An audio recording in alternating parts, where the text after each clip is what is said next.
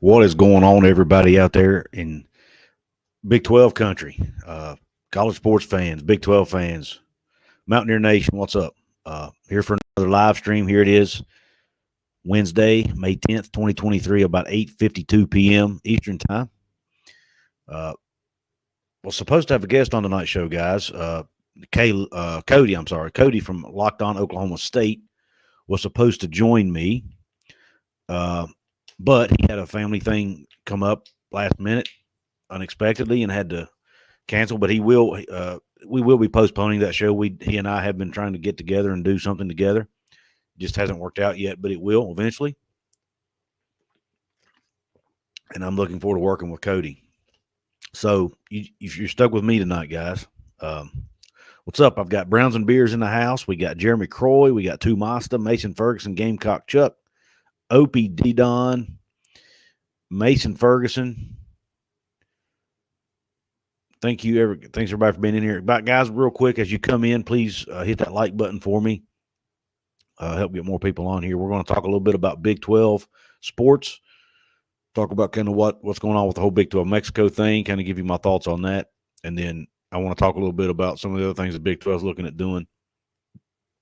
And then, of course, I'm sure conference realignment will become a topic because it always does. We all love to talk about that. And as you guys know, the way this works, if you want to lead this conversation in a certain direction, feel free to throw a comment down there where it says "say something" by the $, make a small donation. It'll get your comment to the top, and you can lead the conversation where you want it to go. Alan Walker, thanks for joining us, man. But first thing I want to touch on is this Big 12 Mexico thing. I'm going to share the article from CBS Sports and kind of read it as we go here. But it says Big 12 eyeing multi-year agreement for football, basketball games in Mexico as soon as 2024. The Big 12 plans to enter into a multi-year agreement to play regular season football and men's basketball games in Mexico beginning in 2024. Sources confirmed to CBS Sports' Dennis Dodd. Monterrey for football and Mexico City for men's basketball have been identified as potential host cities, and there are future plans to add women's basketball, women's soccer, and baseball. Though Kansas and incoming Big 12 member Houston have been targeted as a potential preferred matchup for Mexico City, no dates or teams have been finalized. Sources told Dodd. An official announcement from the Big 12 is expected Wednesday, with conference spring meetings being held this week in Scottsdale. Big 12 Commissioner Brett Yormark has been inspired by the international success of the MLB, NFL, and NBA, all of which have had played games in Mexico. The commissioner wants to emulate the success of pro sports teams have had, a league source told Dodd.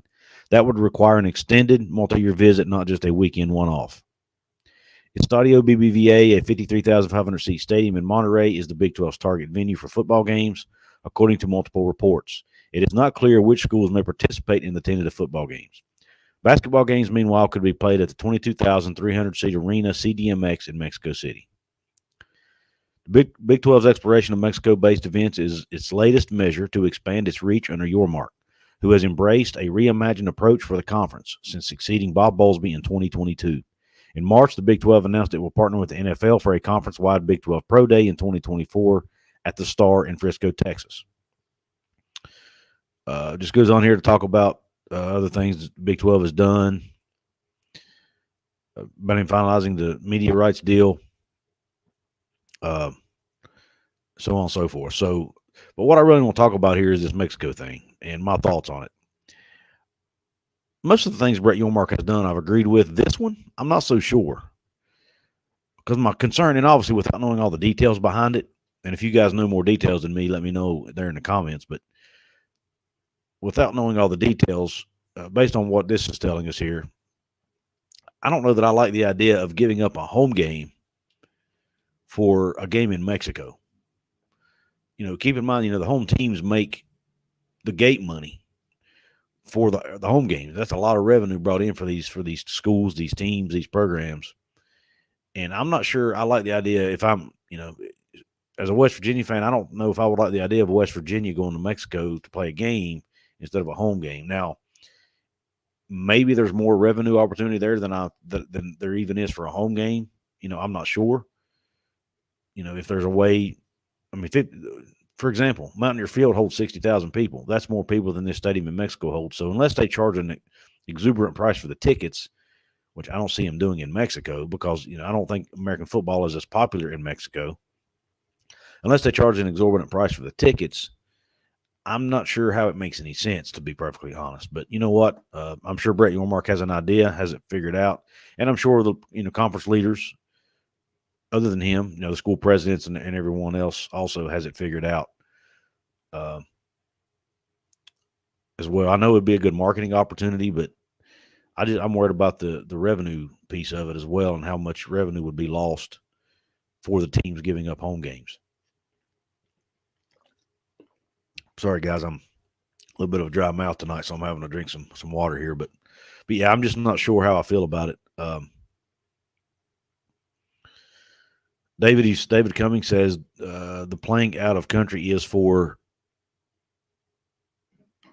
I'm assuming you meant but I'm not sure what the rest of your statement was. Jeremy Croy says that's all WVU needs is more travel. Yeah, you got that right. I'm not sure. I don't know that WVU would even be a target team to do that. I would imagine they would lean more towards the Texas teams, maybe BYU because of their large following in Mexico. I've heard they have a huge fan base there. But other than those, other than that, I don't think it makes a lot of sense to be frank. This is one of the things I'm not that excited about that Brett Yormark is trying to do. David comes back and he says playing out of the country is for the pros. I don't like the whole idea. Yeah, me neither, David. Not a huge fan. Tumasta says he's confused by Greg's latest live show. What are you confused about, Tumasta? I think I can see why you'd be confused, and I'll get to that in a minute. Actually, I want to talk about that later in the show when we get to conference realignment talk. Matador says, I believe they want to develop a recruiting pipeline in New Mexico, and that's possible too. That definitely wouldn't hurt. But like I said, how much money are they sacrificing to do that? How much revenue would they be giving up for that? The other thing I wanted to talk about is something else the Big 12 is wanting to do, and I don't have an article on this necessarily, but what they're looking to do is get more behind the scenes with Big 12 schools. They're wanting to potentially get into the locker rooms, have more footage from locker rooms, which I kind of like. They're also looking at maybe doing more live in-game interviews with coaches, which I have no issue with. And they're wanting to mic up players, things like that during games, which I like. I think all of those are good ideas. The in-game interviews I could care less about, frankly. I'm there to watch a game. But, the mic'd up stuff and the locker room stuff, I think it's a good idea. But the only thing is, these coaches, locker room's sacred ground for the players and coaches. So I'm sure they're not going to be in there all the time.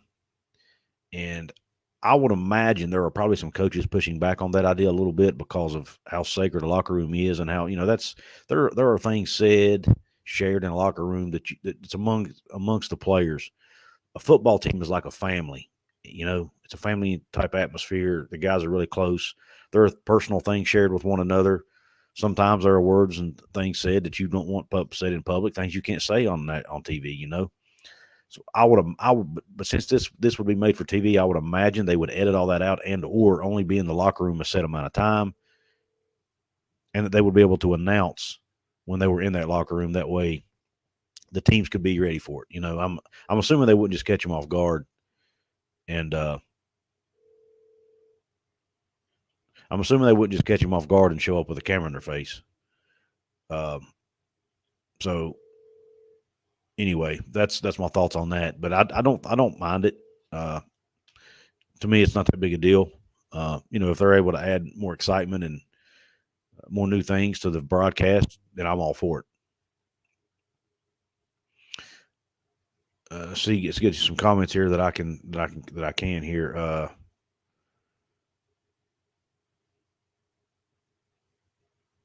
I forgot to touch on the basketball piece for football for the Mexico thing. I don't have as big an issue with it in basketball, really, because basketball doesn't make as much revenue. I mean, it does make revenue, don't get me wrong, but it's not as big of a revenue generator as football is, so it wouldn't be as big of a deal to me. R Webb says, putting football aside, I think doing the preseason men's basketball event in Mexico would be a blast. It could replace another preseason tourney for teams in the Big 12, keeps all the money versus, say, Maui Classic. That's a good point. Not a bad idea. And I know they've talked about, playing Big 12 basketball teams playing each other. Like, for example, when the Big 12 comes out, once they have more teams, 12 teams instead of 10, they won't be able to do the round robin schedule, playing each team twice.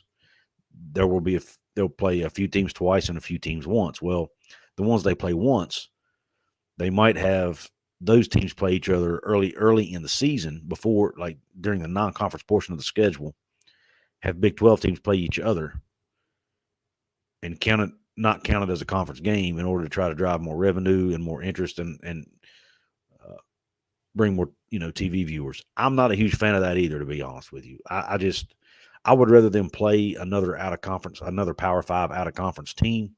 But I do understand, R. Webb, your point about the revenue. If Big 12 can get all the revenue, I could see that being an advantage for the conference.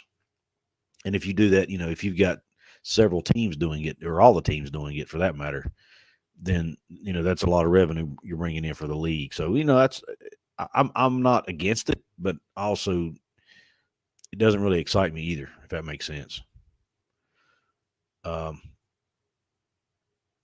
let's get to the conference realignment. Let me see what Jeremy Croy has to say first. Jeremy's a channel member, so channel members, one of the perks is you get you get your first dibs on commentary. It's kind of like if you wanted to drop a super chat.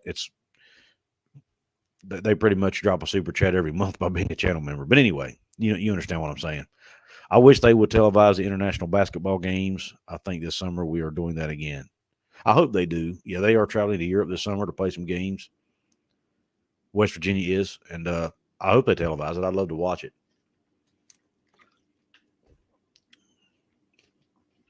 It'd be kind of cool. All right. Let's go to what you guys are talking about with Greg. Greg Flugar earlier today on his live stream. For those of you who don't know who Greg Flugar is, he runs a channel called College Football's Peak Around the Corner with Greg Flugar. But Greg really became popular on Twitter. He broke. What's up, Joey Foster?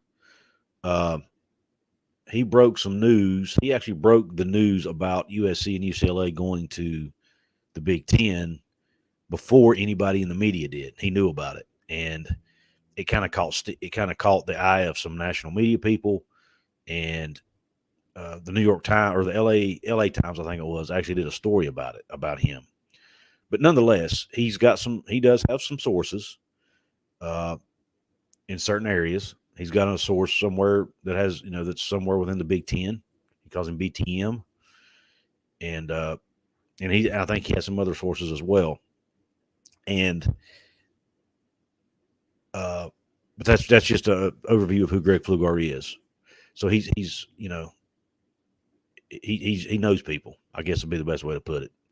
And he often shares what he's allowed to share on his show. So it's a very interesting show. He has shared some things that, nobody else would know about but him. And it's very interesting. Some stuff about Arizona State. And he seems to be pretty accurate in what he says. And Greg seems like a very high integrity person from what I can tell. Don't know him personally, but looks to be a man of high integrity and only shares things he's given permission to share, and only shares things that, won't give away sources. And, he doesn't, and he also won't spoil somebody else's scoop, so to speak, if you want to put it that way. But anyway, what he said today on his show, number one, he said that he's hearing that Oregon and Washington, or that the Big Ten are indeed interested in Oregon and Washington, regardless of what others might say. That's number one.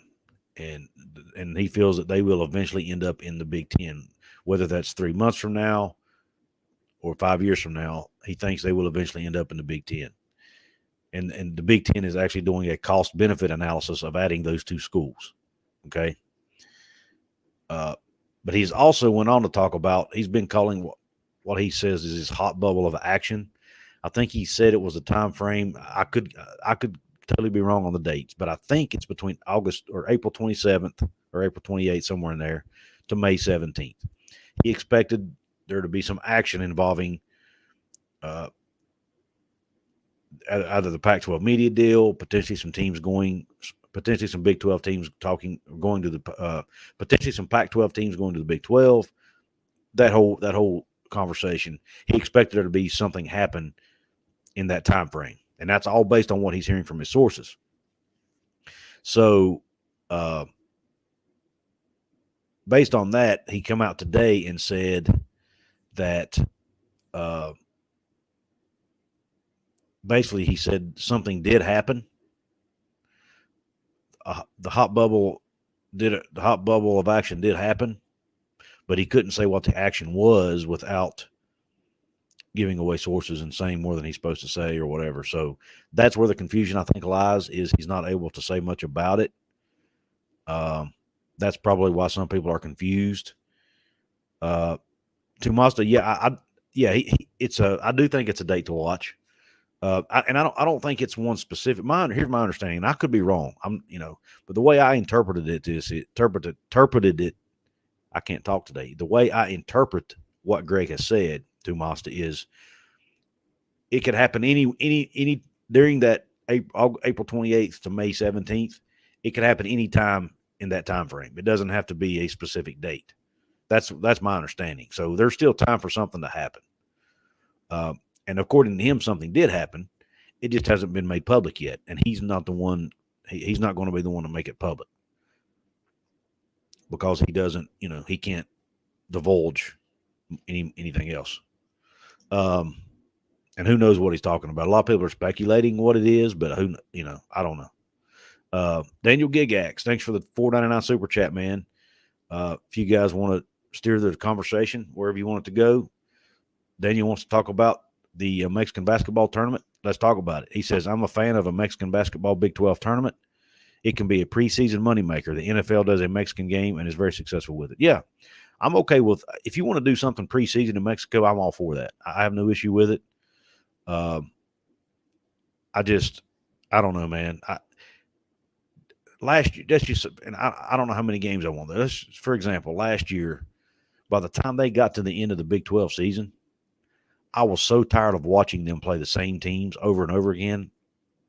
It was starting to make me lose interest in the games. I'll be frank with you. I wanted to see them play. I could not wait for March because I wanted to see them play a different team, And I just get tired of watching them play. No offense to these schools. The first time through the conference is fun as crap. But then the second time through, it's like, okay, we've already seen this. We've already seen them play this team. I'm just the type of guy that likes to see them play different teams every week. You know what I mean? That's what makes football so exciting. You play a different team every single week. You don't know what to expect. And with basketball, I feel it gets a little monotonous playing the same teams over and over and over again. Maybe that's just me. I might be alone in that opinion, but I like variety. I'm the type of guy who likes variety. But if they spread it out and do something preseason, it would probably be okay because then you have that time period in between where they play, other teams. So I could live with that. And if it makes a lot of money for the conference and helps us, at least narrow the gap with the other conferences, the Big Ten and the SEC, then, I will definitely watch it. Put it that way. I love, Big 12 basketball, and I will watch it if they do it.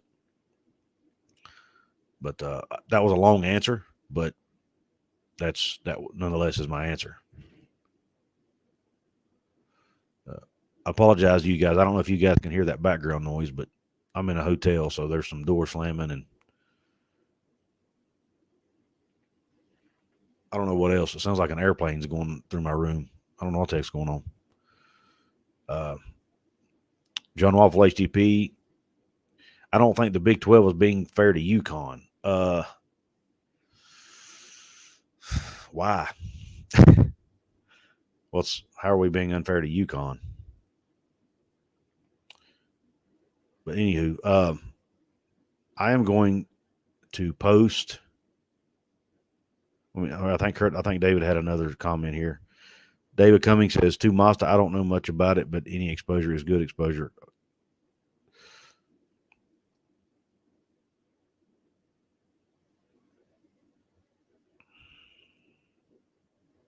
See what he was referring to. Mexico. Here we go. Mexico's domestic league has been around since the 70s and airs games on national TV down there. That's cool.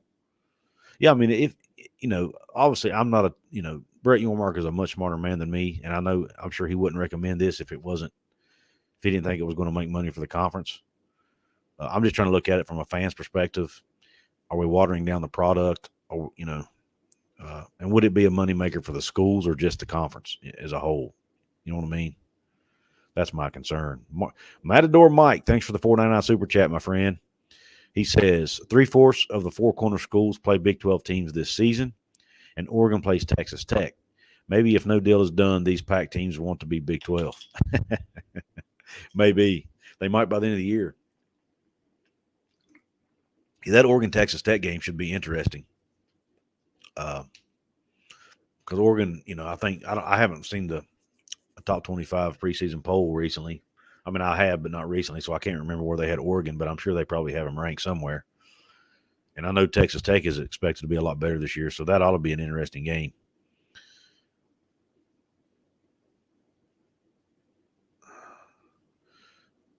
Should be an interesting game. All right, guys, I am going to post the link to the show here let's do a call-in show here. Let me post the link in the chat, and if anybody wants to hop on, you're welcome to do so.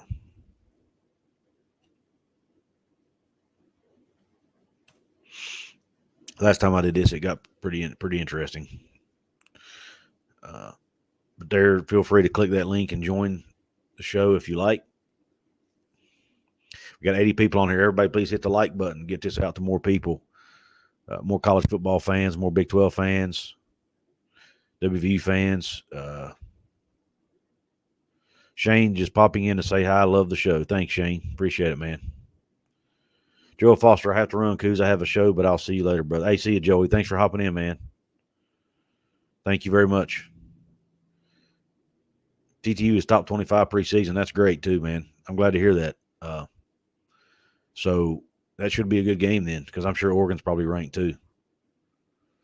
WV Fan 23 says, I understand the Big 12 commissioner wanting to expand the Big 12's footprint beyond the U.S., but I don't agree with going to Mexico to play football games because it would possibly take away home games. Yeah, that was my take on it as well.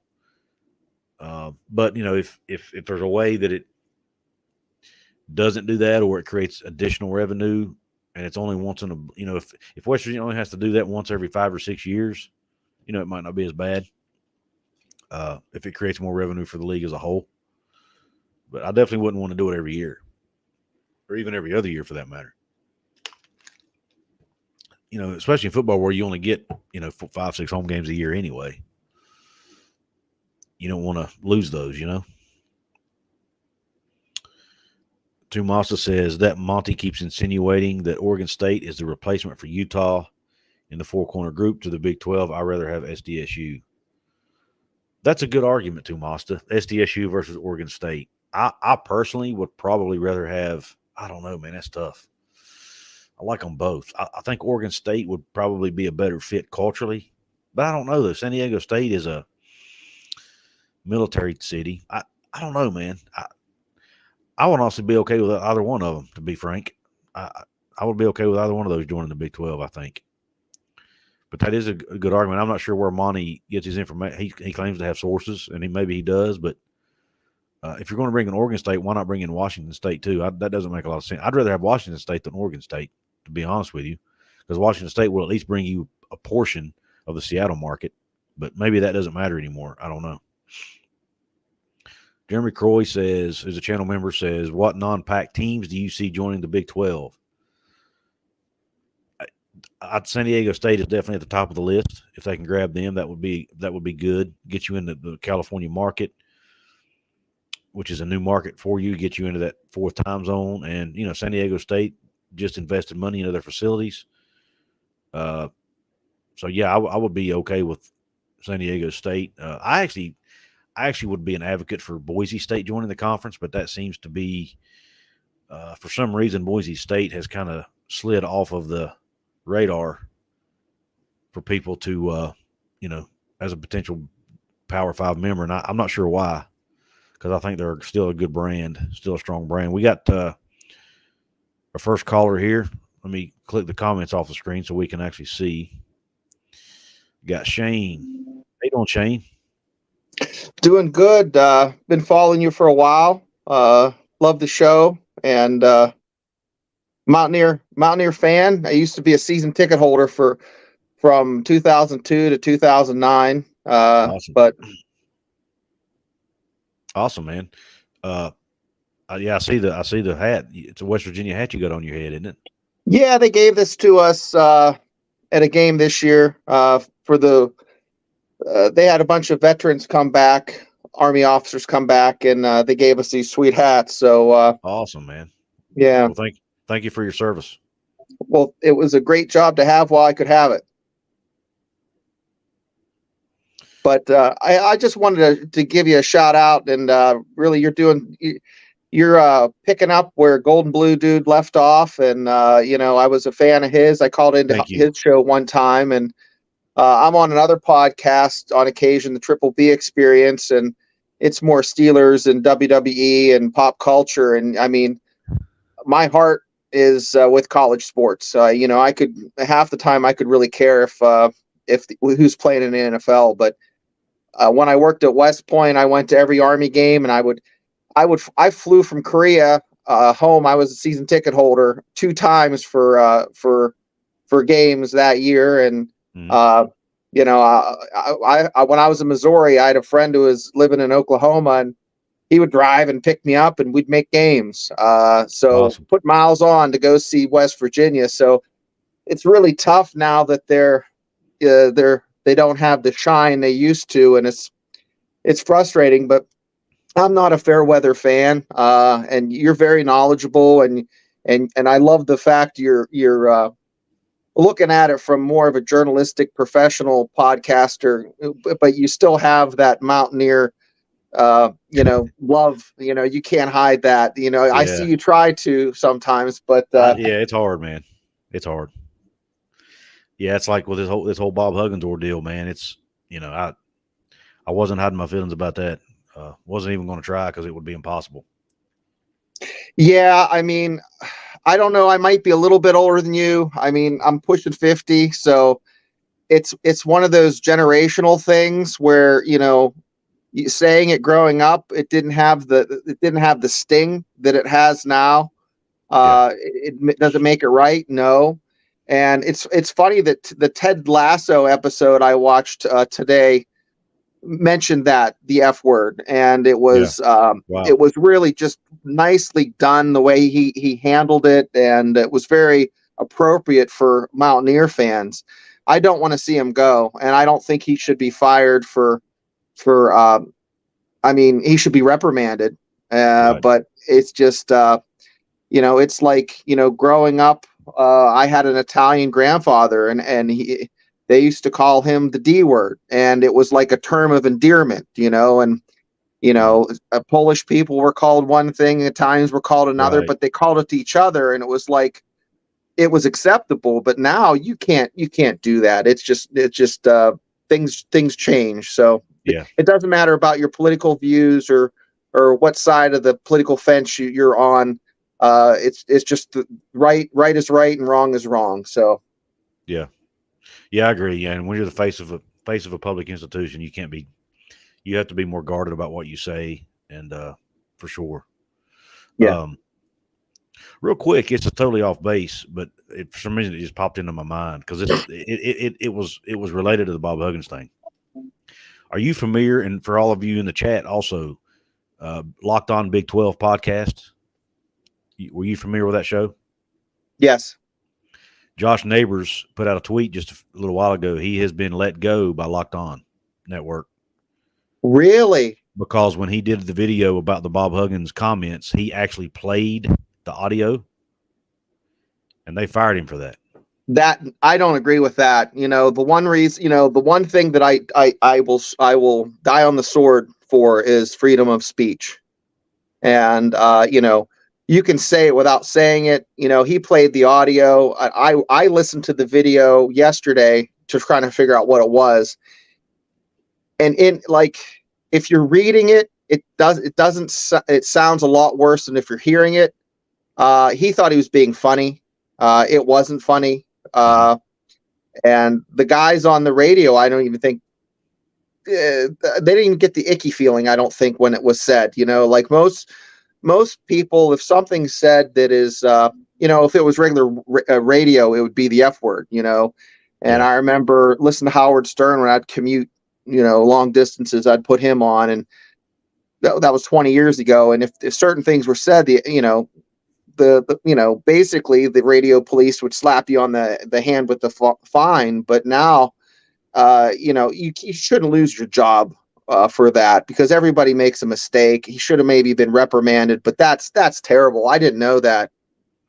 Yeah, he just a few minutes before I came on, I saw it on Twitter. He just felt. I mean, he actually played the audio and then spoke out against what Huggins said.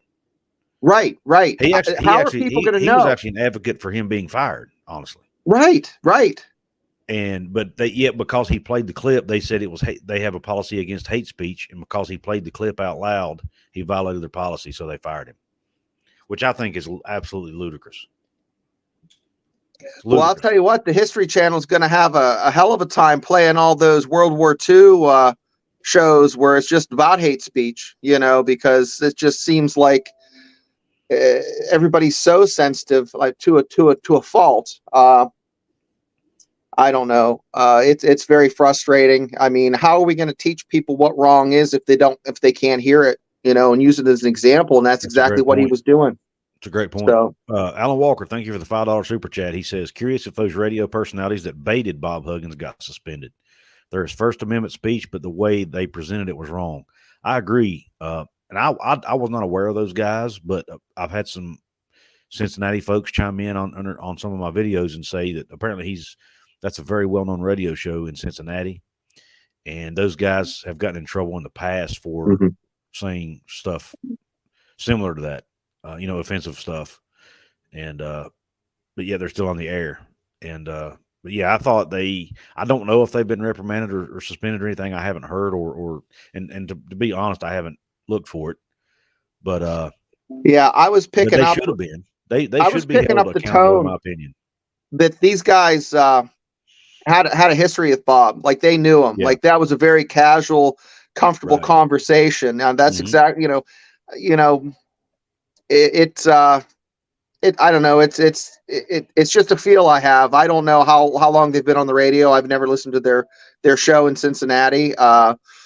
Been to Covington, Kentucky, and been to Cincinnati, maybe 3 or 4 times, but never listened to them. But it's, you can tell when those radio personalities have a relationship, just like Tony Caridi and our guys, like they go way back with a lot of these the coaching staff and players. So, yeah, agreed, man, agreed. But yeah, Scotty B, I did hear that. That's what we were actually just talking about. And John, yes, Josh Neighbors was fired, man. Believe it or not, Locked On, and that was one of their. And I mean, I've watched a few of the Locked On shows. And of all the ones I found, it was one of the biggest ones. So, and he had that channel growing like crazy. I mean, he was getting subscribers at a faster rate than I was, man. He was really, really growing fast. And I would get him on your show because he's a talent. Get him on for, get eyes on your podcast, because I was actually thinking if there was a way. I was actually thinking if there was a way I could do that. He and I disagree a little politically, but we get along well, and I respect his work, and he's very talented.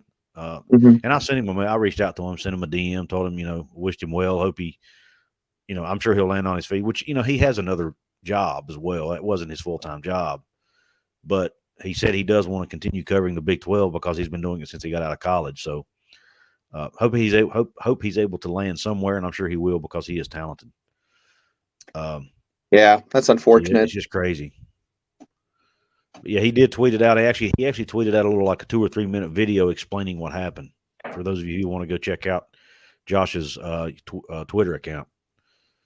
Josh is a young guy, and he's very talented. I think he'll definitely land on his feet. There's no doubt about it. But it's still sad to hear. But this will be I don't know. Maybe it'll be a learning point not for him, because I don't think he was in the wrong. But so yeah, I mean he said it. they didn't even give him a warning or anything. Mhm. That's crazy. I just couldn't believe it.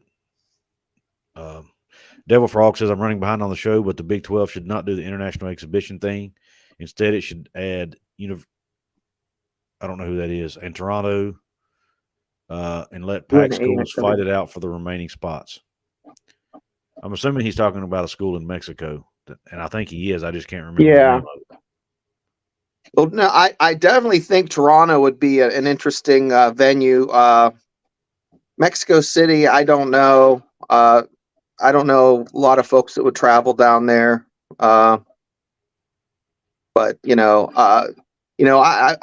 been to El Paso, and that's pretty desolate. UTEP, was this very small school, but I don't know, like, what other cities in Mexico you could have it in that would have the facilities that could hold, 40, 50,000 folks. Yeah, I don't know either. What do you think about the games in Mexico? Are you for them or against them? I think I credit the commissioner for thinking out of the box, and he's leaning forward in the foxhole. But I'm thinking more Canada. But but the Big 12 is based out of not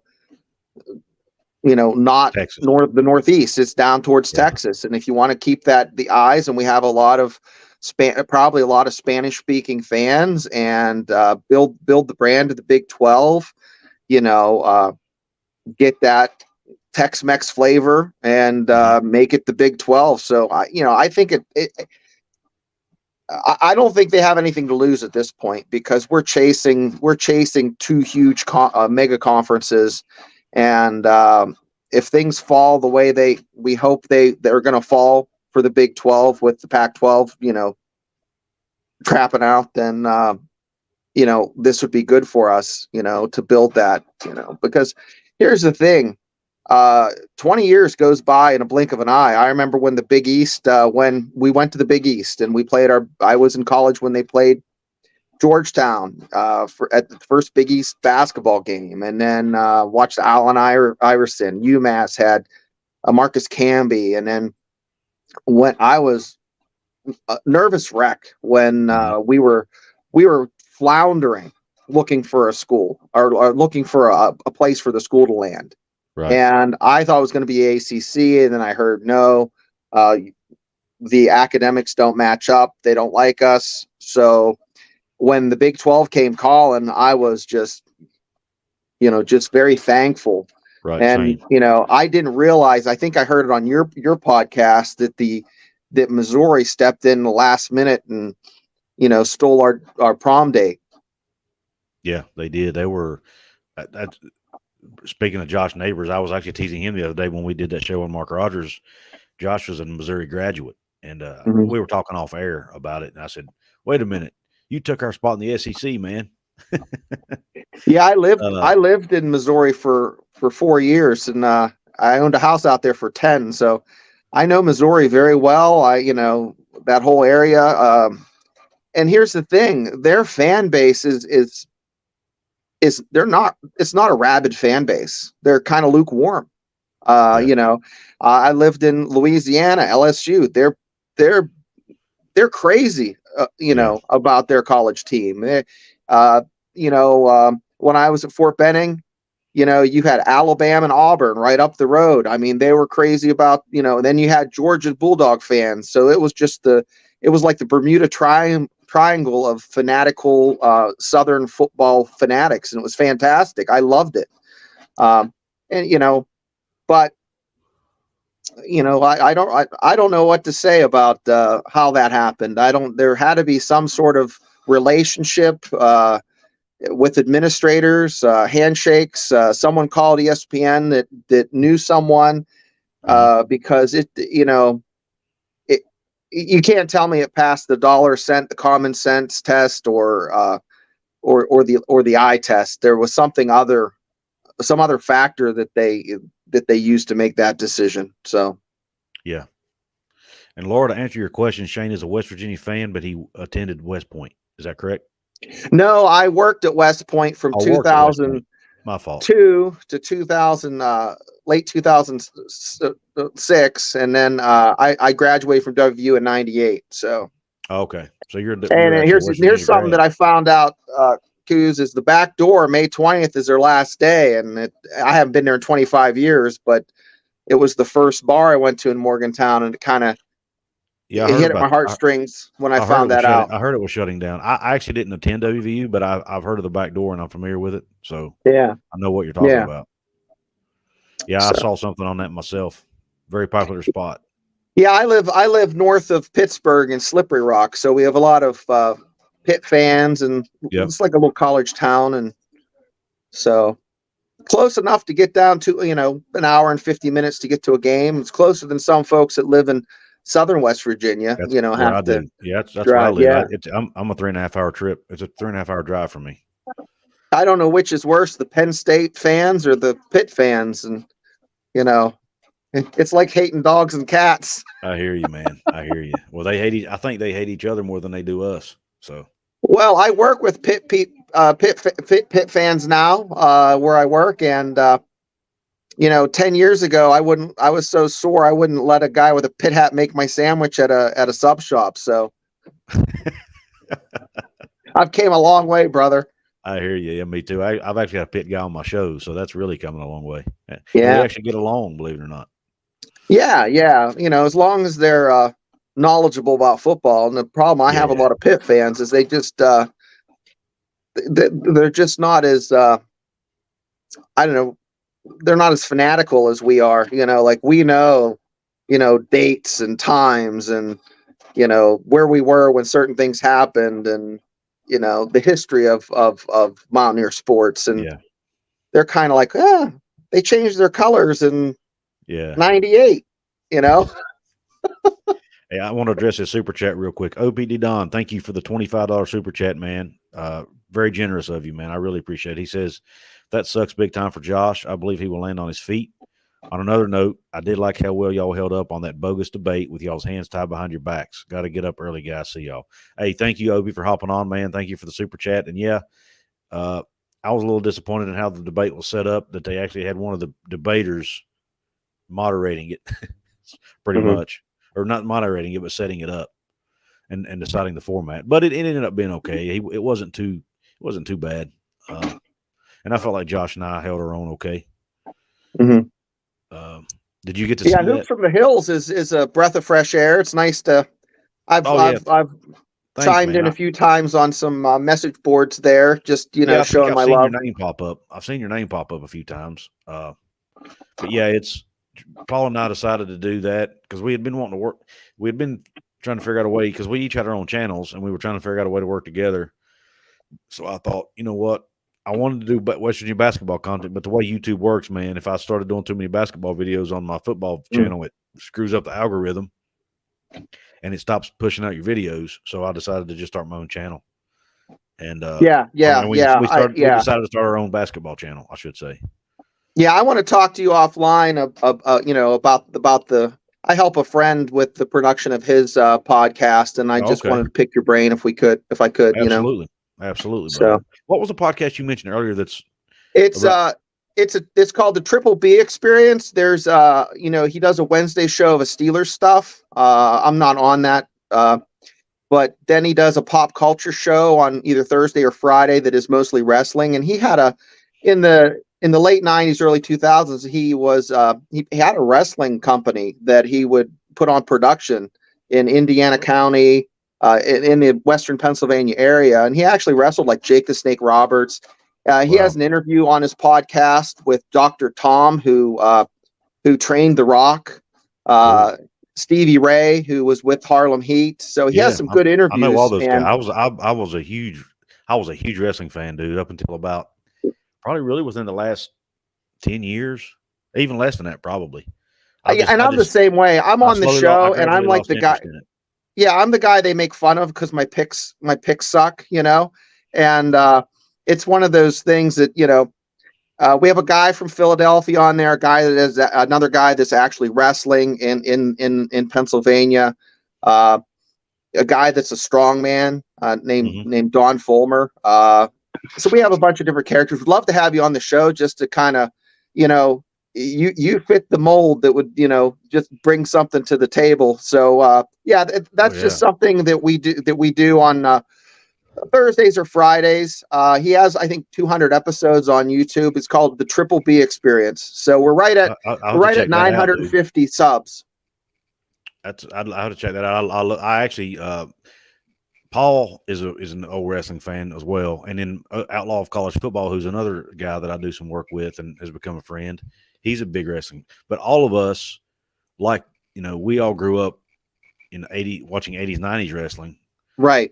And none of us really watch it anymore, or at least not seriously. I do flip it on. I watched a few matches of WrestleMania, but I didn't watch it all. And I heard this past weekend's event was really good.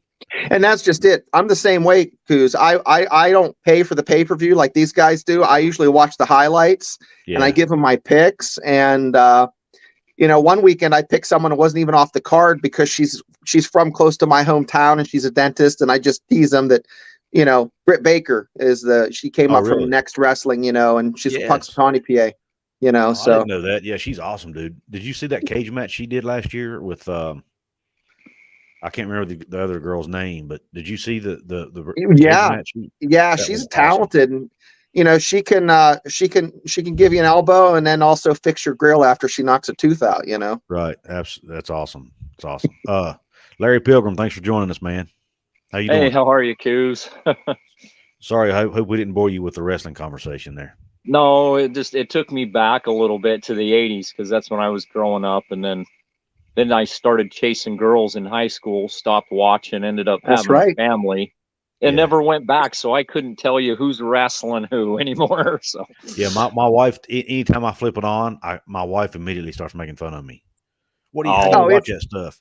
And I have to remind her that when her and I started dating, she had a Stone Cold poster on her wall. I was like, you used to watch it too, so don't run your mouth to me. She said, but I grew out of it. It's a guilty pleasure. Now, the biggest thing, Couz, is the conversations we have and the ribbing.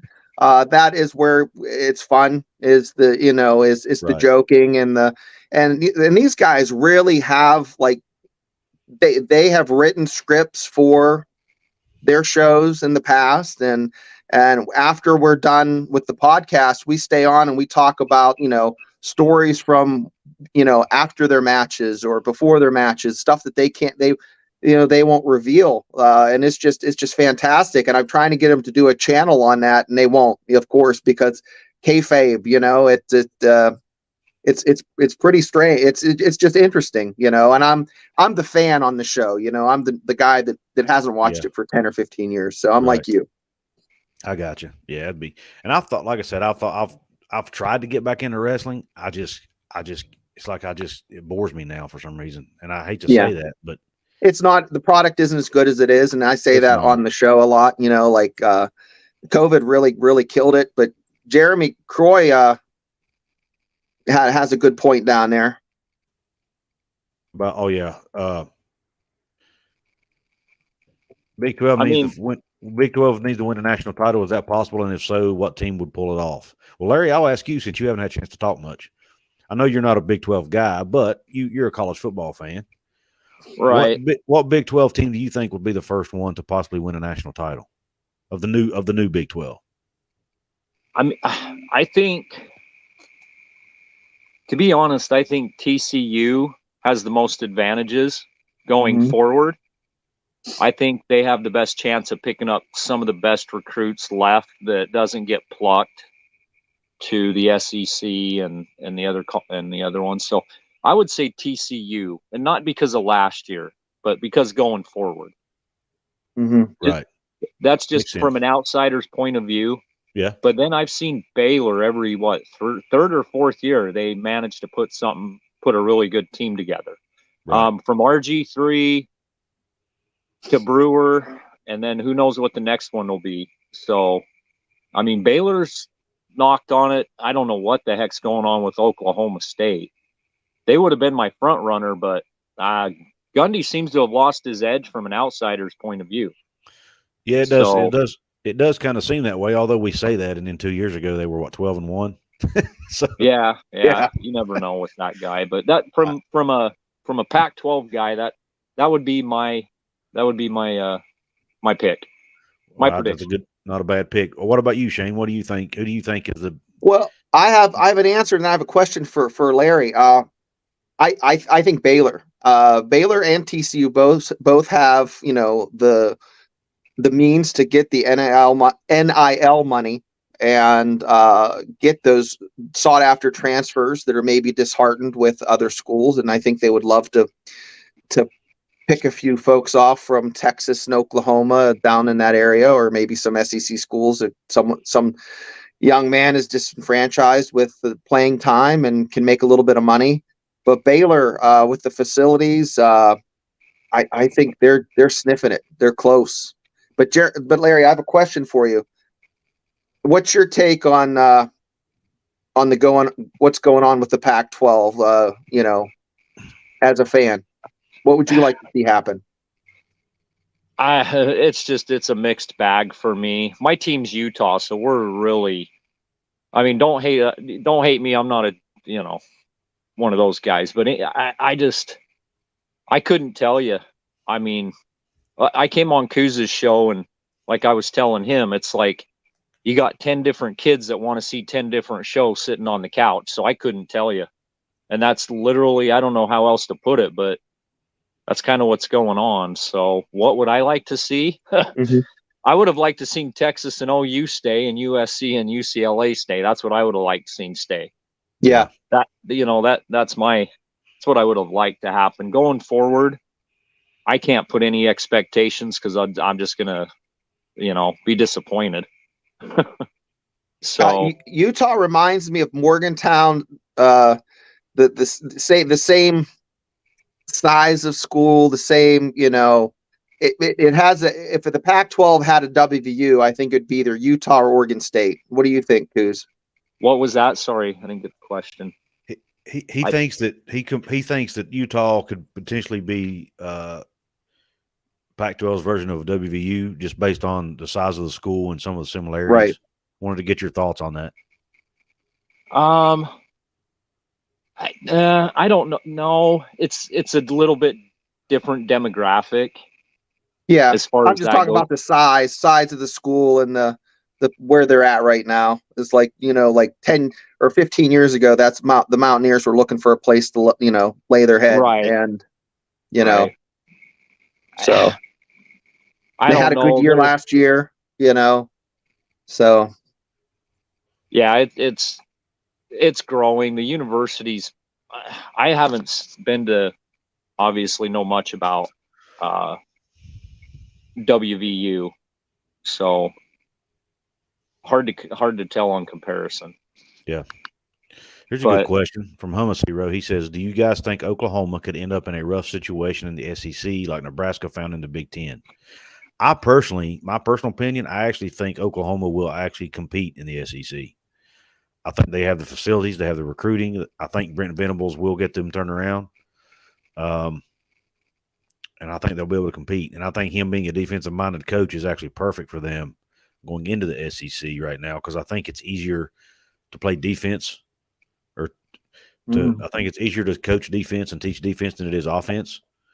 And if you're going to be making a transition, I think being a defensive-minded coach is probably the best, in my opinion, because there's not as much adjustments, you know what I mean, from that regard. But I don't think they'll struggle like Nebraska has. No, I could be wrong, but I don't think they'll struggle like Nebraska did. Now, if they come out this year and have another bad year, I might change my mind. So I'm reserving the right to change my mind on that. But as of right now, I do think Oklahoma will be competitive in the SEC. What do you think, Shane? Wow, I'll tell you what Nebraska was. I remember when they beat us, I think it was 94, or we opened the season with them, and Todd Sauerbrunn had like a 65-yard punt. They knocked the snot out of West Virginia, and that's the time frame when they were just 15 years of being the toughest. They were the Alabama of that generation, and for them to just come on hard times like they are. My brother-in-law is a Nebraska fan. He's from Nebraska, and I'll tell you, they're having a rough time of it. But will Oklahoma end up like that? I don't think so. I don't know what the recipe was for Nebraska to just totally go flat and be as bad as they are. I thought maybe they had a little bit too much of a chip on their shoulder going in, thought they would roll over the Big Ten. And I haven't been a fan of the Big Ten. The past 2 years they've been good, but 2019, 2018, they're garbage. I'm thinking, that's just my opinion. They've kind of come on the past 18 months with, their teams being a little stronger. But, I always think Penn State's overrated. We'll see what happens here this fall. But, I tell you what, you don't know what's going to happen until it happens. And, but that's what makes these shows so entertaining and so fun is the thinking and the wishing and the wanting and the theorizing and just seeing what happens on Saturday. Yeah. What about you, Larry? Who do you think? Do you think Oklahoma will struggle in the SEC?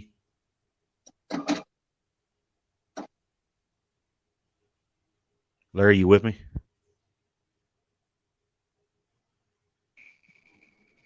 Yeah, I'm here. Are you there? Yeah. Do you think Oklahoma will struggle in the SEC? I don't. I think every second or third year they'll be competing for conference title. I don't think it's going to be what they're used to, pretty much dominating. And I think every other year they'll be competing for the conference championship. That's just my opinion. Gotcha. What's up, Jason Watkins? What's up, buddy? How you doing? Good. Speaking of Oklahoma. Yeah, that's why I jumped in on that. No, I think the biggest problem for Nebraska was obviously losing that pipeline. When you're not playing in the state anymore, they didn't have that Texas pipeline anymore. It was gone. And I mean, and the other thing is they used to get a lot of guys from the way that they used to always backfill was with those JUCO kids, but that's just not something that I think that the recruiting grounds, the ones that are really fertile in the Midwest are already taken, when it comes to, obviously Ohio is dominated by Ohio State, Michigan, Pennsylvania and stuff with Penn State. And even you see a lot of those guys from Pennsylvania that end up at Ohio State or something like that if they're really good. So I don't know. I feel like that's not kind of the same deal. And, they're already picking up a new pipeline in Florida just because of Venables himself, because he's been recruiting that area a lot since he was at Clemson. And, with the way you do things defensively, and I think you were right on the money with that, is that, when you go in and you do well on defense and that's your calling card, you're going to keep getting those guys. And so when you keep sending them in the first round of the draft, especially, really, Yep. Curtis D 316 says they must consider WU a pretty good brand to have them on primetime on NBC versus Penn State to start the season. Yeah, I think it's, you got two Power 5 teams. You've got two old rivals. If you want, I'll be honest with you, and this is coming from a West Virginia guy. Mm-hmm. I think we only beat Penn State about 6 times in the history of our program, so I'm not sure it's a rival. But anyway, most of our fan base will kill me for saying that, but they kicked our hind ends, so I don't know how much of a rivalry it was, but we're excited to play them again, and I think it's cool that they're playing them again. That's cool. And I think I think NBC sees the value in that. You've got two regional teams that used to be considered a rivalry, and they're playing each other for the first time. And I'm trying to think, when was the last time West Virginia Penn State played, Shane? 92. And I grew up going to games in Happy Valley. It was only an hour away from where I grew up, and seeing them play every year when they played Notre Dame, it'd be freezing cold, and the atmosphere is different. I don't like it as much. It's apples and oranges to the atmosphere in Morgantown, but I share your feelings. I'm not going to kick your ass for saying that. There is no rivalry. We haven't played in 31 years, is it? And, and it wasn't a rivalry when they did play because they only won a handful of times. I think it was more rivalry for West Virginia than it was for Penn State. So kind of like Marshall. Larry, did you say something? I didn't say. No, I didn't. Oh, say okay. I'm sorry. It's like Marshall in West Virginia. Kind of like Jason's favorite team, Okie Light. yeah, and Oklahoma. I saw somebody. Some Bagman says, "How would Okie Light do in the SEC?" Well, they don't win the Big 12. So, what do you think? They'd be like Ole Miss, kind of like here and there they'd compete. Mhm. I bet. But Maybe if they got a new coach. uh-oh. Did you Yeah. were you on here when we were Bagman. talking about Gundy's luster kind of He's fading? Yeah, I think that I was watching that, and I think he's kind of lost track of what it is to be. I think that the game, I was just talking about that this morning on Voice of College Football, that I think if anything, he just isn't moving with the times anymore. It's and the game passes coaches by, man, and he doesn't care to recruit he's just not big on the recruiting side of things. He hates the portal. He hates NIL. And, you can't unring the bell, so you might as well get on board with it. Mm-hmm. And for the money that they pay him, good grief, man, get out there and get it done. Good grief. 7.6 million on a revolving 5-year deal. And Wow. you're making excuses. So I don't know. That's just me. I know Okie Light fans hate it when I talk about that stuff, but it's the truth. Bagman corrected me, and I apologize. I knew it was 6 or 9, and I just kind of picked 6. Yeah. He said 48-9 is the actual record. Penn State versus West Virginia. That's not exactly a rivalry. That's not good. That's not a rivalry. No. Yeah, but man, Joe Pa was that guy was the man back in the day. You know what I mean? Yeah. Yeah. I'll tell you a real quick funny story. I think it was 94 was the last Penn State game I went to. We went up there to visit. Kajana Carter was the running back, and I can't remember who the quarterback was, but he made a really a hellacious run, broke open, bulldozed over some people, and he was a monster. And the people in the crowd were like, "Can you believe that call Joe Pa made? It was amazing." It had nothing to do with Paterno. It had all to do with that kid's talent. And they just thought the sun rose and set on that fella. So, yeah. Well, maybe he had a little Ted Lasso in him before Ted Lasso was Ted Lasso. Think about it. That's perfect. I can see that, All right, yeah. guys. That's the second Ted Lasso reference tonight. Shane had the first one. Well, yeah, Harry had the second one. My wife got a new Apple phone, and so it came with like a whatever subscription. We renewed, and I had never watched Ted Lasso, so I got to watch what was it, 2 seasons? Like I got to go all in a row, and I was like, "Son of a bitch, she was right. This is a good show." It's a great show. I haven't watched one episode of Ted Lasso. I guess I'm missing something. Apparently, you are missing. It's like Joe Paterno and unbelievably good. Yeah, Joe Paterno and Fred Rogers had a baby. And he has like a Ditka mustache. So. You're Couz, you're a sports fan, which means you're gonna love it. You'll love it. You'll love it. It's You'll good. love it. Yeah. It's good. I'm about to check it out. I wasn't sure that I was gonna like it, and I watched the first episode and was like, "I'm hooked." Yeah, no doubt. Yeah. So here are the shows I liked, or I have liked. I've liked Yellowstone, obviously. Sons of Anarchy, Dexter, Ozark is probably my favorite of all of them. Yeah. Those are the types of. So I would like Ted. You think I'd like Ted Lasso as well? Yeah, those are all on my list, Couz, and those are my faves, Dexter. And then I did like Game of Thrones. That took me a while before that one as well. I liked it. Yeah. You guys aren't watching The Mandalorian? Come on, fellas. No. Season 2 is good. Season 2 is good. Season 3 I didn't like. I got no I hadn't time with watched all it. this I hadn't watched it realignment. yet. I got no time with all this realignment.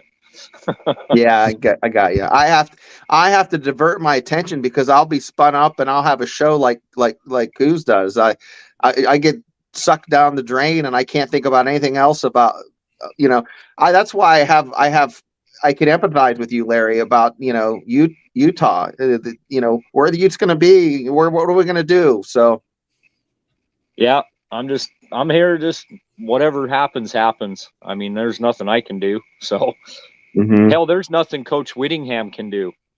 Yeah.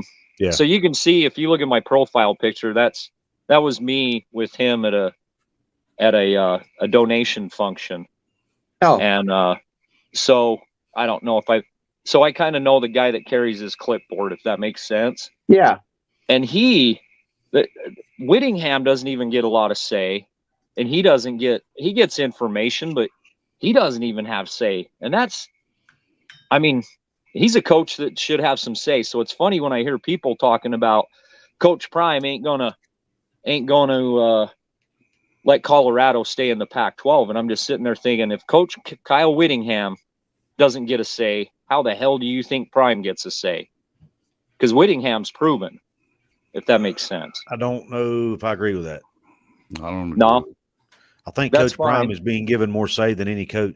This is speculation. I don't know this for a fact. I'm totally guessing here. But because of his personality, I think if I was a fly on the wall, I'm guessing this is how the conversation went. You're going to let me do my thing my way and stay out of my way. Mm-hmm. And he probably has more power than a lot of coaches do already because of who he is. That's my opinion. But I could be totally wrong. I want to add to that, Couz, because, he was on Pat McAfee's show.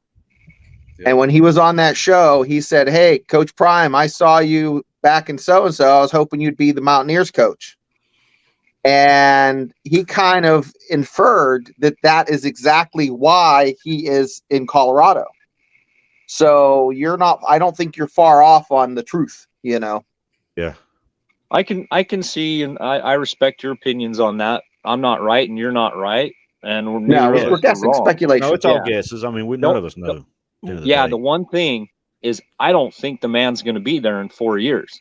Because if he's successful, I don't know that I believe that one though either. I think that he is fiercely loyal to people that are loyal to him. Now, what happened at JSU is kind of what him and Ashley Robinson, the AD at JSU, are still good. Now, what happened with the president and everything else? That's not. I mean, it's not even about that. I think that he's very loyal to the people that are to him, and he loves this athletic director. Now, what I believe is that if they're going to leave, and I don't know that they are, but if they're going to go to the Big 12, it's going to be because you don't bring him in and do all the things that they're doing so that you get stuck on a long a multi-streaming deal whenever you could be on television every week. Because even if they're not the best team right away, he's going to drive TV viewership. There's no two ways around that. So you're not going to see him being on streaming very often. And and besides all that, they're going to do fine streaming anyway, because they do all their own stuff. There's a lot to that deal that doesn't have to do with football too, because you're bringing eyes to that school every day. Think about that. And they're getting millions of views a day on those channels that they run, that his family runs. I'm one of them. I watch a lot of his stuff. I've been watching his stuff for the past 4 weeks, like a madman. It's entertaining. It's crazy. As much as I love my OU content doing that, but anytime I ever do stuff about Coach Prime, it gets views. Mine doesn't. Explain that to me. I don't know. Are you trashing him or what? I've done both. I've watched your stuff on Prime. It depends on the topic. Yeah, I don't know. My thing is that I guess some people, and even I mean, I haven't really trashed Coach Prime much, but I'll get trashed from people that do like to, right? Because there's plenty of those guys out there too. But my thing is, again, I still feel like this guy, he hasn't done it yet, but I don't know how it's gonna get worse. I mean, they were 1-11, everybody thought it was going to be the end of the world whenever they jettisoned all those guys after the spring game. They've replaced them all already. You know? Yeah, so I remember watching. They had the interim coach there, and I remember going, I wonder who Colorado's going to hire, you know? And so you watch all these coaches fly by, and then it was rumored, about 2-3 weeks before he was announced that they were talking to him. And I went, from what I had heard, nobody really kind of wanted to take a chance on Dion, really. Cincinnati would have. Cincinnati was the other one that was close. Yeah, and I went, you know what? I wonder if Colorado, like, they're big enough. There's no coaches out there. There was no coaches when they grabbed Prime. And I thought, Colorado's got to grab him. They're going to grab him because there was nobody else out there. So they did get him, and we all knew what would happen when they got him. And so that's what it is, you know? So we'll see what happens. But yeah, I don't think he's going to be there. I still believe Florida State's his job of choice, but I keep hearing a lot of things about that. I don't know that Florida State is in a big hurry to even try to hire him. And I don't think that Jay Norvell's, I mean, he's doing a great job. Agreed, Jason. Yeah, I just think that but you tend to wonder about some of these blue blood schools if they're going to be that school. You know, I mean, I don't know. I don't want to say anything bad about Florida State because I don't know. But I have a hard time believing that I think that maybe, but I think he would have to like compete to the point that they get to the playoff and get close or something, you know, and then even then, it's not a bad place to be if you're at Colorado and you're able to compete at that level, and the expectations aren't going to be like they would be at FSU either, you know. I've always felt like, you know, like Coach Witt has a great. I mean, that's a good point. I think Coach Witt is probably top 3 coaches in my mind in this country. Period. And I think that it's at a lot of places you don't get the amount of time that he got to be very good, right? Right. Do you guys know his contract? When he does decide to retire, he's head of football operations until he don't want to be. Yeah. Well, that's how much he's earned that. Yeah, that's how much power and respect and everything he's gained there. When he decides to retire, he's still going to run the football operations. Right. He's done a fantastic job. And I can't imagine that there wasn't opportunities for him to go coach bigger programs. Right? There was. He was offered Nebraska and he was offered Tennessee. Well, okay. Wow, Tennessee, Nebraska. That's something.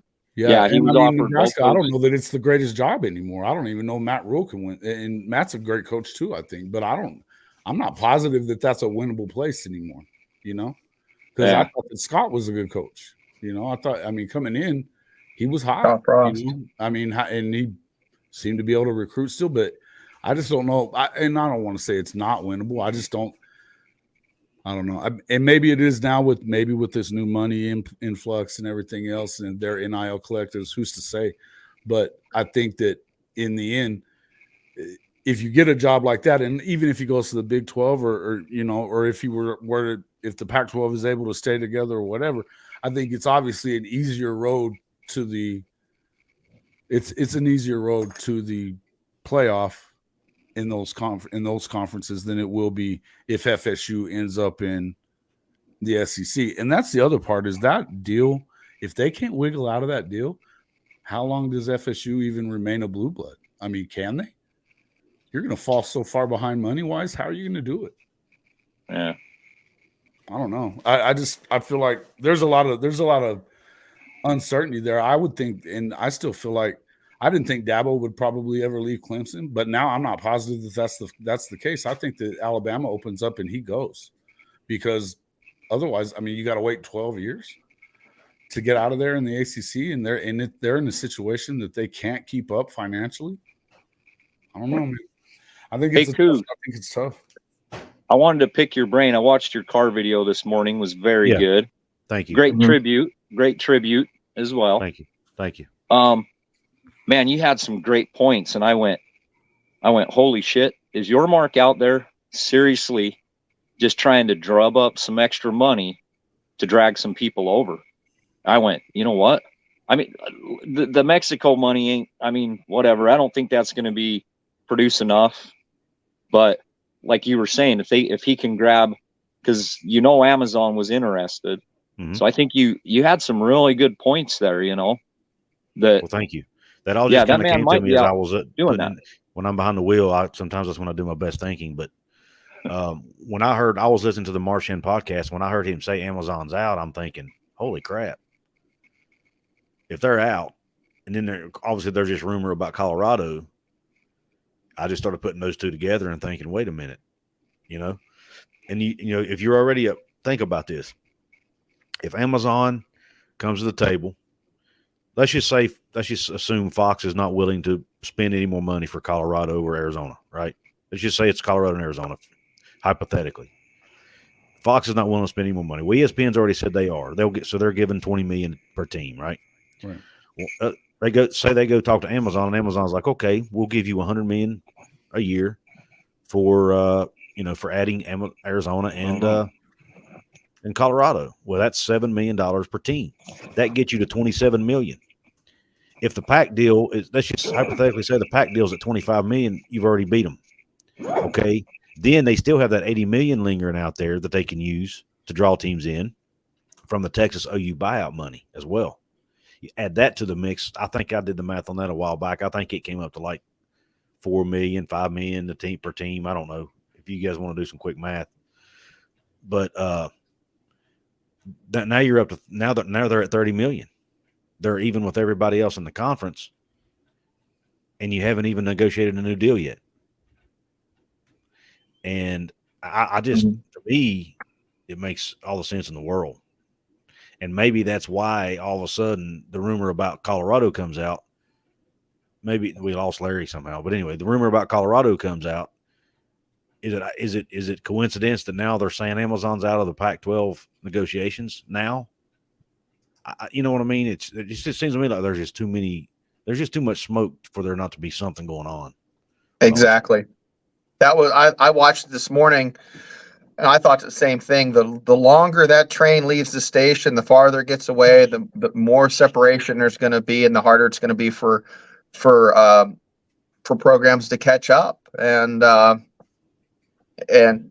commissioner knows that, and he wants to kind of push it as much as he can to get folks moving. Mm-hmm. This waiting games, it's just, I mean, the ACC, if they wait, I know the Pac-12, I don't know what they're thinking, but just the Big Ten and the SEC are just getting stronger and stronger. Yeah. Bagman, thanks for the $19.99 super chat, man. That's very generous of you. I appreciate the support. He says, looking back when you and Josh were in Mark Rogers' show talking conference realignment, what were your thoughts on Tony and Spencer's points on why Pac-12 schools should hesitate before jumping? Well, I mean, it's a good point. Most you would assume they will wait to see the deal before they jump. But here's the reason I think they might not wait. Number one, I think they generally already know what the number's going to be. Of course they do. I think all they're waiting on now is the exposure piece.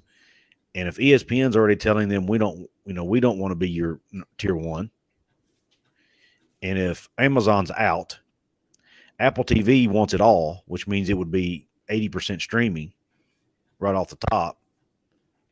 They don't need to see any more, in my opinion. In that case, if they know that's the direction this is going, they might say, you know what, screw this, we're doing it now. That's the reason I think that could be. Their point's valid, and I get it, and I agree with it to a point, but it's to a degree. But at some point, they're going to get tired of waiting. You know what I mean? They're just going to, because the longer they wait, the bigger the higher the risk that they either don't get into the Big 12, somebody else gets a spot, or the Pac-12 completely falls, or they wait and then all of a sudden, boom, you see Oregon and Washington leave, the Pac-12 collapses. The Big 12 and then everything's falling down around you, and you can't do any, and you have nowhere to go at that point. So musical chairs, you only have so many seats available, and you don't want to be that last team. You don't want to be that Cincinnati, look, the almost run, the Louisville, the Cincinnati that just didn't quite get in, look at UConn. I mean, they were doing really well in the Big East and won the Big East championship, and they barely have a program now. I mean, Yeah. It's just heartbreaking, and I'm scared for college football. I'm kind of worried about the whole thing too, and I'm not even saying that I hope that anything. I want everybody to understand that as much as we talk about all this all the time, and I feel like part of it is that you worry. We're losing the fabric of college football for sure, and the way regional rivalries, which is what really runs the sport. The question is that if you already know, and here's the thing, I don't care, even if they get a deal right now that's palatable from now, and if it goes 5 years or whatever, what happens as soon as, I saw that deal earlier where they were talking about that the big, I thought this was funny. The Big Ten doesn't want the Pac-12's blood on its hands. Buddy, it's already on there. What are you kidding me? The whole deal with it's just I stupid. laughed at that. That's dumb. I thought it was the dumbest thing I've ever heard. But the point is, that Oregon and Washington have a foot out the door. And truth be told, so does Stanford and Cal. And the whole deal is, when you start hearing people talking about the Utah thing or whatever, and the curriculum is going to change if they go to the Big 12, with silly talk, right? Silly talk. But all that stuff is, and I'm telling you it is. But what I would say is, what if that whole idea that they're not going to be able to do research with them anymore, the other AAU schools and stuff, which is stupid too. But my question would be is, okay, so if Stanford goes to the Big Ten, do they just stop doing stuff with you then? Because if that's the case, then what are you waiting on? If you're Utah or if you're these other schools, because the thing about it is you start looking at that stuff and they're going to leave at some point, whether it's this time around right now or it's the next contracts. I don't know, man. It just seems weird to me that you would wait that out whenever, and you do have something.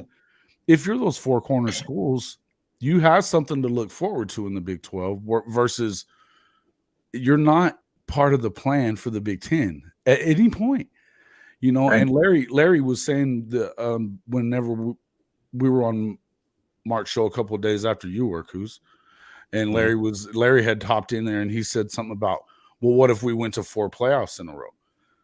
I mean, if that's what you're hanging your hat on, thinking that that's what matters to them, I don't know that it is, first off, but I mean, that's what you have to do. If it is about athletics, then how is it about academics so much now? If that would get you there, then why are we talking about academics today? Because already athletically, they're better than most of the rest of these Pac-12 schools. If it's really about what they keep trying to act like it's about, academics, which again is trash. It's not a thing. It's not about academics. I think it was maybe 10 years ago, but it's just an excuse. It's something else. I can't put my finger on it. We were talking about this earlier in the show on why West Virginia didn't get in the SEC. I thought it was going to happen, and it was a conversation someone had that had a relationship, and it's about who's making the money. Right. Off of it. Yeah, and yeah, that's the whole thing. I just feel like, to me, I think it's disingenuous to even make it out to be about that. And in the end, I want to see schools like Utah that they weren't a Power 5 school before this. And I'm glad that you got your AAU research and all that stuff whenever the one thing I will agree with is that it did benefit places like Colorado and Utah to go there to the Pac-12 because they gained AAU through that. Because I feel like what's going to happen is they're going to end up still getting to do that research and make that money. Some of those patents that they share with Stanford already, they're just going to stop doing it. No, they're not. And as I've said before, Kansas already does research with Big Ten schools. They do, because they're in the area there, I think there's a lot of opportunities to do a lot of things, but I just don't think that one thing has to have anything to do with the other. There's political things here and there, but I feel like Stanford is one of these schools that they're trying to hold these other guys hostage and stuff. So who's to say what's being said behind closed doors? I'm not saying that that's not going on, because I don't doubt that it is. But what was Flugauer's always saying? Hey, we're not going to be held hostage by these guys when we know they're leaving, right? We know they're leaving. Isn't that basically what Flugauer's been saying there, Couz? Pretty much, yeah. I want to get this super chat real quick. Matador Mike, $1.99 super chat. Thank you, man. He says The Ranch is a good Netflix show. It is. And Ted Lasso on Apple TV. Yeah. The Ranch is awesome too. Yeah, it's almost like the '70s show in Colorado. The Silo looks pretty good too on Apple TV. Is The Ranch the comedy that's got Ashton Kutcher in it? It is. Mm-hmm. Okay, I actually watched a few episodes of that. It's hilarious, man. Yeah, I kind of liked it, but my wife couldn't get into it, and yeah. So I'll be honest, I just don't watch a whole lot of TV because I'm so busy with this. Right. This takes up majority of my spare time, but we usually have one or two nights a week. We'll just I'll step away from this and watch some TV or something too. If I did this all day every day, I would end up quitting probably, because I got to have a break. Jason, you can relate, there's a I do too much of it probably, and maybe not enough of it sometimes too, but you definitely have to go through burn these. There was one day there was one day I sat down to do a video, and I literally could not get the thoughts out of my head. Like, I couldn't get it from my brain to paper. It's when it's time to get out. And then I got it. I finally got it on paper, and then I couldn't. It's like I couldn't put my thoughts together, and I took about 4 days completely away from it. I say completely. I still answered comments and stuff like that, but I didn't film. I didn't edit. I didn't do any of that stuff. Right.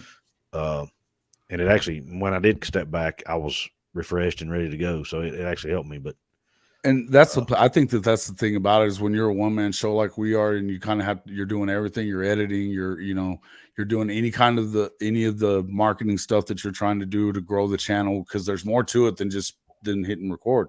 You definitely have to hit record and be consistent. But I think that there's so much to it, and it's easy to get kind of like just bogged down with, man, I'm not getting enough done. And and the other part too is like, and I don't know, you picked up at a certain point, and when I first started watching, I think you were probably around where I'm at now, around 1,750. I'm in around 1,750 now. Mm-hmm. But I mean, and it's, you're like, man, why am I not further up there, and, getting more views, and you see some of the views that other people get, and it can be discouraging sometimes. It can be, man. I made the mistake early on, and we're totally off topic, but I don't care.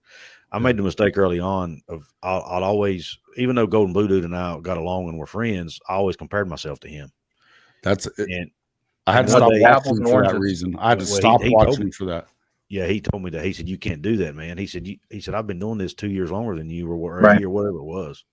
He said, you can't do that. He said, you will, because he said he did the same thing with other people. I think Uncle Lou is who he uses as an example.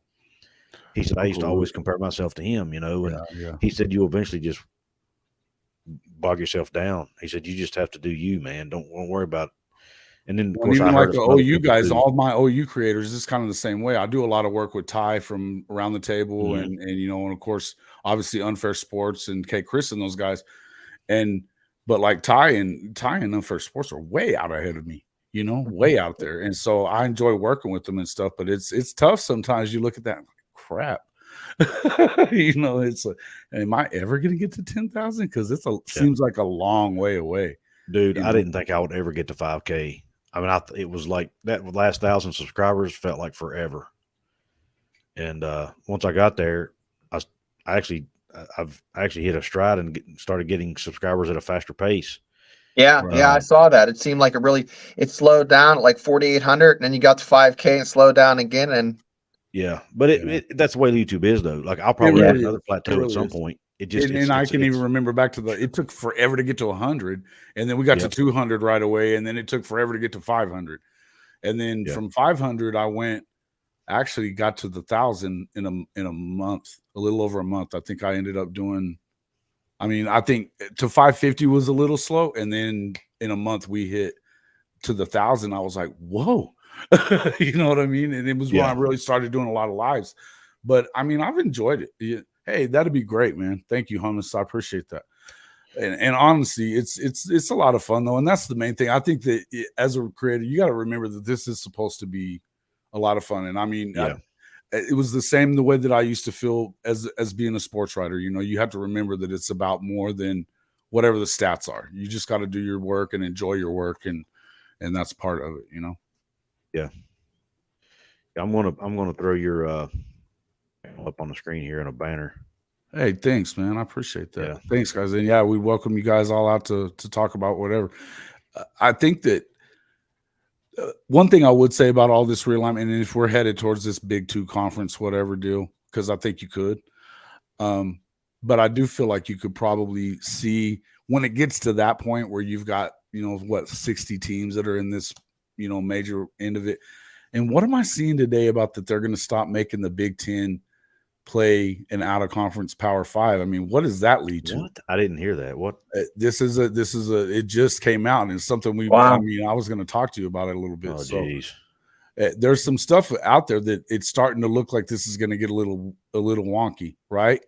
But I almost feel like if you were going to end up heading that way, right, that's when maybe you start seeing some of the regional stuff come back. Because if obviously this is probably long term, but I would think that when it gets that big, you got basically AFC, NFC. Now we're looking at pro football, but then it's going to have to get regional again, which could be not terrible. Yeah. It's to strangle Notre Dame. Curtis, that is a freaking amazing statement right there. I think you may be right about that. I think that may be right. Yeah. Listen, I got to read up on it. I just saw that as I was clicking in here to kind of check out your show. Yeah, I do too. I saw that over there, and I'm like, what the hell is this? So they want to talk about how great they are, and then they want to drop Power 5 teams from their schedule. Jesus Christ. And I think that I mean, I'm not a Big 10 fan. I think aside from those 3 teams right now, the 3 teams at the top, they're not good. It's that whole Illinois, when they were, they started off the season all hot. They didn't play nobody the whole time, and everybody thought. And Brett Bielema's not that good. The drop off is amazing. You're exactly what my thoughts were. You have, as soon as he got up against Penn State, he got mopped. Right, and then you have, it goes from tier 1. There's no tier 2 down to like tier 3, almost tier 4. Like there's no middle. There's no meat. Well, and the whole East-West part of it, when you start looking at the Western division of it, is even worse. And like right now with Michigan State down, I realize that some of these other programs could be better with Michigan State, but I feel like it's really tough for, man, it's tough. You start looking at that, but then they got the most money. But the most thing is, man, I think that Wisconsin's probably going to do pretty good because I like Coach Fick, and then him bringing in Phil Longo to change the offense around. I think that's what the Big 10 needs the most, is to get modernized a little bit, man. You could do more than run the ball, and you kind of need to. One PS5. Sandra says they now must play one Power 5. The new rule says they still can, but don't have to. Yeah. Right. Yeah.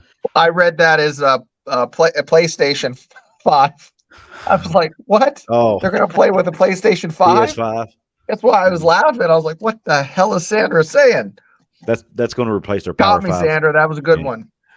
Larry, I think if you did a golf channel, I'm with you on that. When we first started, it was more just a sports channel. And some of the most views that I got was on our golf stuff, particularly all that live versus PGA Tour stuff. And my son's a aspiring pro, so I love golf. I would definitely. I've thought about doing that as well. And I don't know how much aspiring pro, so I love golf. But all right, well, listen, guys, I've been at this for an hour and a half, and I'm in a hotel, and so it's probably quiet time here. I probably need to jump off, but everybody go check Jason's show out. Hall of Fame Media, Hall of Fame College Football Thanks, guys. Yeah, on appreciate YouTube. it. Shane, shoot me a DM on Twitter or Facebook if you have it. You said you needed to discuss something with me after the show, so hit me up. Sure. And I'll hit you back. Okay. It's good to meet you, Shane. Hey, nice talking to you, Jason. Thanks, Couz. Guys, have a great night. Thanks, guys. Thanks, Yep, everybody. y'all too. You guys Everybody, enjoy. thanks for tuning in, and thanks for the support. And everyone have a good night.